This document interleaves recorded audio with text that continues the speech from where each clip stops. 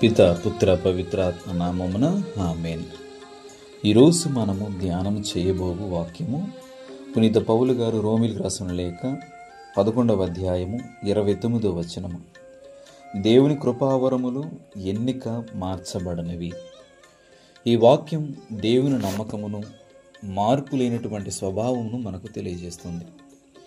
మనుషులు వారు ఎటువంటి ఆలోచనలు, భావాలు తమ హృదయంలోనికి అనుమతిస్తారో దాన్ని బట్టి మారిపోతారు. ఉదాహరణకు, వినయాన్ని గర్వం మారిస్తే, కృతజ్ఞతను ఆశ మారిస్తే, ప్రేమను స్వార్థం నింపేస్తే ఆత్మ క్రమంగా చీకటిలోకి జారిపోతుంది. మనుషులు సందర్భానుసారంగా మారుతూనే ఉంటారు. కానీ దేవుడు మారడు.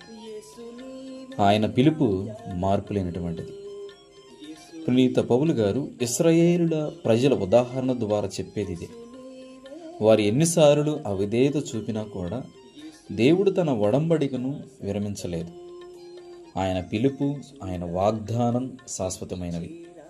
మన జీవితంలో కూడా అదే నిజం. దేవుడు మనకిచ్చిన పిలుపు, అది యాజక పిలుపు కావచ్చు, సేవా పిలుపు కావచ్చు, లేక పవిత్ర జీవితానికి పిలుపు కావచ్చు, ఎప్పటికీ నిలిచే పిలుపు. మనం కొన్నిసార్లు బలహీనపడినా, తప్పిపోయినా ఆయన దయ మన లోపాలను సరిదిద్దుతూ మళ్ళీ నడిపిస్తుంది.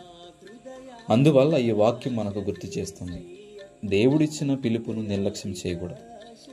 ఆయన పిలుపు పవిత్రమైనది, ఆయన వరములు దివ్యమైనవి. మనం అవి వినయముగా, విశ్వాసంతో ఉపయోగించాలి. కాబట్టి దేవుడిచ్చిన వరములు మన స్వార్థానికి కాదు, ఆయన మహిమకు, ఇతరుల మేలు కోసము ఉపయోగించాలి. మనం ఎంత దూరం తప్పిపోయినా ఆయన పిలుపు మళ్ళీ మన హృదయంలో వినిపిస్తుంది. నేను నిన్ను పేరెత్తి పిలిచి తిని, నీవు నా సొత్తు. యెషయా గ్రంథము 43వ అధ్యాయము 1వ వచనము. ప్రార్థన. ప్రభువా, నీవు నాకిచ్చిన వరములను సత్ఫలితముగా వినియోగించుటకు నన్ను బలపరచుము. నీ చిత్తములో నడుచుటకు నీ కృపనివ్వము. ఆమేన్.